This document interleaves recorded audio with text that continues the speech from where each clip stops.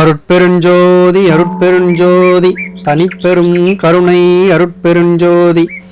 எல்லா உயிர்களும் இன்புற்று வாழ்க, கொல்லா விரதம் குவலயமெல்லாம் ஓங்குக, பெருமான் திருவடி கமலம் வாழ்க வாழ்க வாழ்க.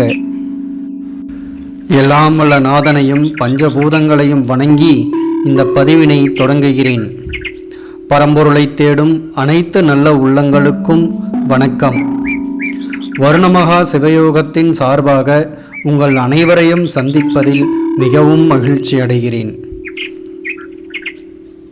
சிவயோகம் என்ற ஒரு நாள் பயிற்சி வகுப்பு அனைத்து சனி மற்றும் ஞாயிற்றுக்கிழமைகளில் கொடுத்து வருகின்றோம்.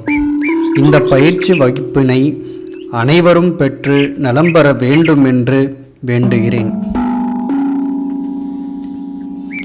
இன்று நாம் சிந்திக்க இருக்கும் தலைப்பு, பலரும் என்னிடத்தில் கேட்ட ஒரு விஷயம், லிங்கத்தினை வீட்டில் வைக்கலாமா, லிங்கத்தின் பொருள் என்ன மற்றும் லிங்க அபிஷேகம் செய்யலாமா என்பதே. சரி, வாருங்கள் பதிவினுள் செல்லலாம். லிங்கம் என்பது மறைக்கப்பட்ட மறைபொருள். அதை விளங்கிக் கொள்ள நமக்கு தெரிய வேண்டுமே மெய்ப்பொருள். உனக்கும் எனக்கும் ஆணுக்கும் பெண்ணுக்கும் பொதுவானது லிங்கம். அதை ஆணின் உறுப்பு என்றும் பெண்ணின் உறுப்பு என்றும் உண்மை விளங்க கூறாமல், விளக்க முடியாமல் உறுப்பு என்று கூறினர் மூடர்கள். சித்தன் போக்கு சிவன் போக்கு. சிவத்தை உணர்ந்தவன் வடிவமைத்ததே லிங்கம். அறிந்தவர்கள், புரிந்தவர்கள், தெரிந்தவர்கள், பெரியோர்கள், சித்தர்கள், முத்தர்கள், தேவர்கள், ரிஷிகள் மற்றும் ராஜ ரிஷிகள் என அனைவரும் தன் சித்தத்தின் உள்ளே சதாசிவத்தையும் மனோன்மணி தாயையும் கண்டு மகிழ்ந்தனர். அதுவே லிங்கமாக உருவானது.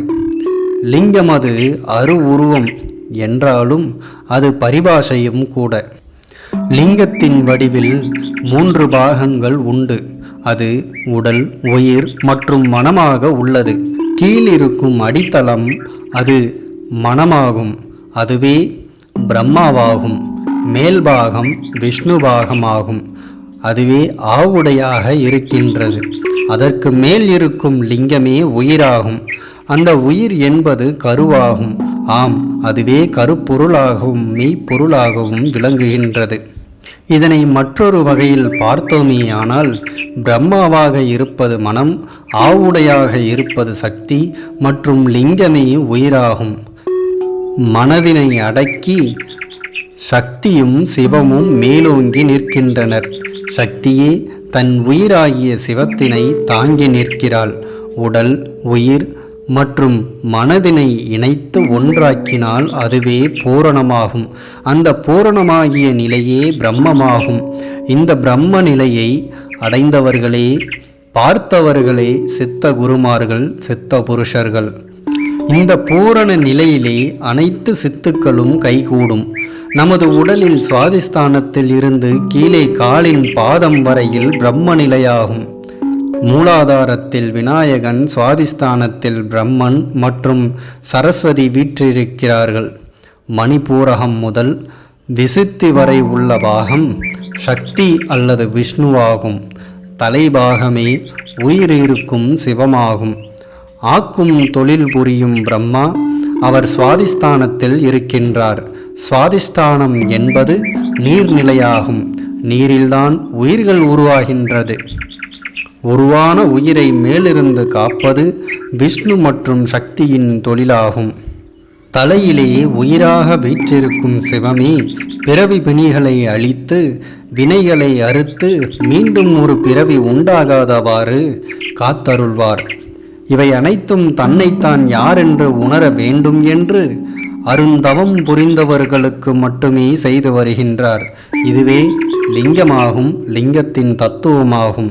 இந்த அண்டமும் லிங்க உருவாகவே விளங்குகின்றது. இந்த அண்டம் என்பது உருண்டையாக இல்லை, அது முட்டை வடிவமாக இருக்கின்றது, கருவடிவாக இருக்கின்றது. அதுபோல அதுவும் லிங்கமாகவே விளங்குகின்றது. இருப்பினும் இங்கே லிங்கத்தின் இரகசியத்தை முழுமையாக சொல்லவில்லை. அது உபதேசத்தின் வாயிலாக மட்டுமே சுட்டிக்காட்டப்படும். லிங்கத்தை காட்டி கொடுப்பது என்பது பிரம்மத்தை காட்டி கொடுப்பது போலாகும். ஆம், பிரம்ம உபதேசம் என்ற மெய்ஞான உபதேசத்தை பெற்றவர்களுக்கு மட்டுமே லிங்கத்தை காட்டி கொடுத்தனர் நம் செத்த பெருமக்கள். அவ்வழியே அடியேனும் காத்து வருகிறேன். நீரின்றி அமையாது இவ்வுலகு, அவ்வழியே நீரின்றி அமையாது இந்த மனித தேகமும் உடலும் உயிரும் மனமும். இந்த உடலுக்குள் ஊனாக மறைபொருளாக விளங்குகின்றது இந்த லிங்க ரகசியம்.